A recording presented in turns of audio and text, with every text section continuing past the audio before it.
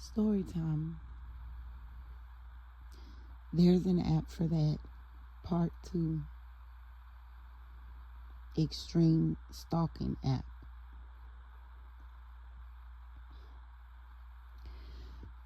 There was an ex of mine, and I use that term lightly. We were never in a relationship.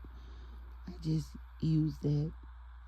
It's a common term for someone I used to have dealings with. So, a man from my past that I used to have dealings with convinced me to download an app on my iPhone. This app was supposed to allow me to watch free movies on my iPhone.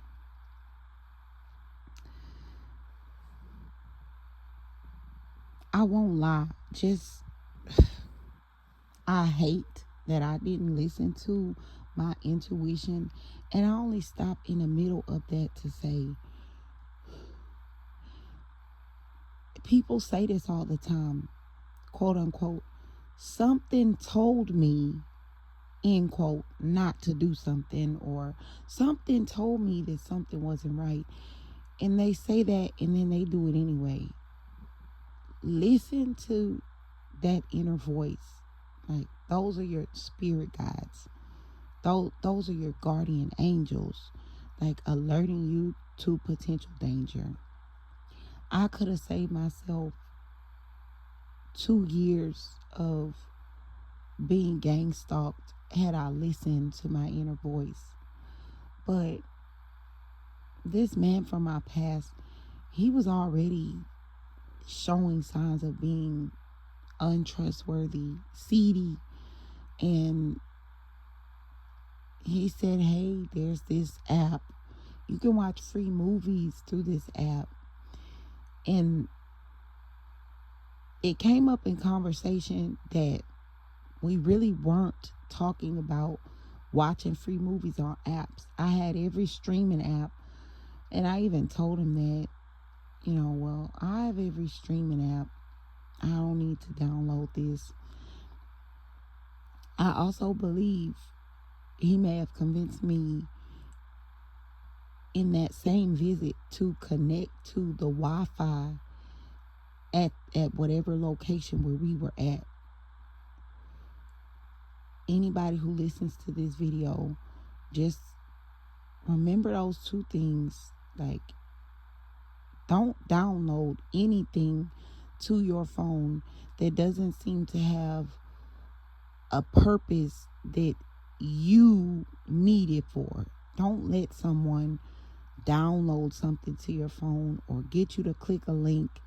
And certainly be careful connecting to Wi-Fi networks that aren't private or that aren't secure.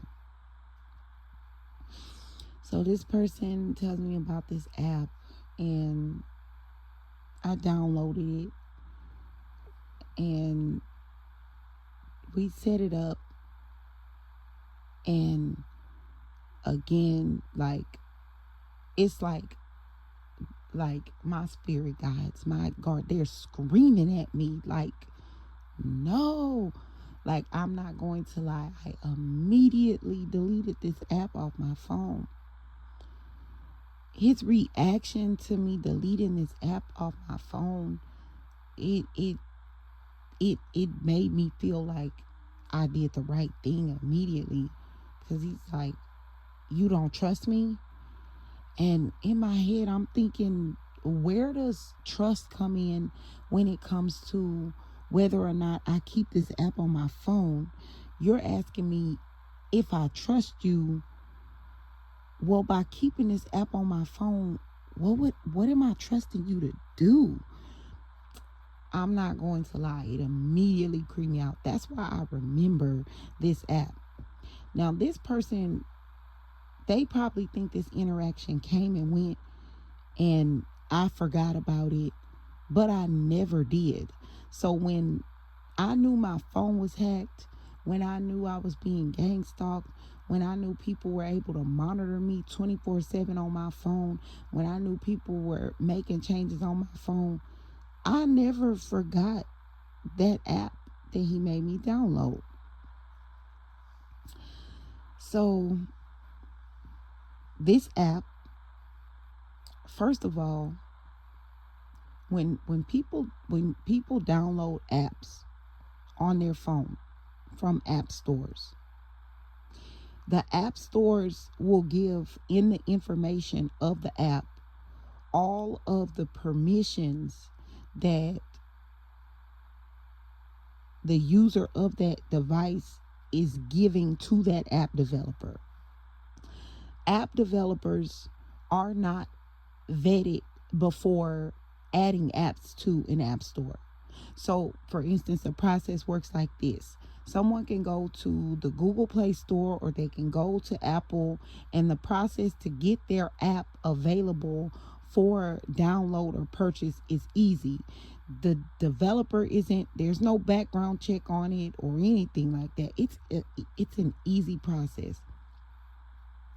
When they put these apps out there, then the operating system or the manufacturer of the device, which would be like Apple, Android, iOS, they will ask, what permissions does your app need to work with this mobile device? When you first set up your phone, most people agree to all of the permissions.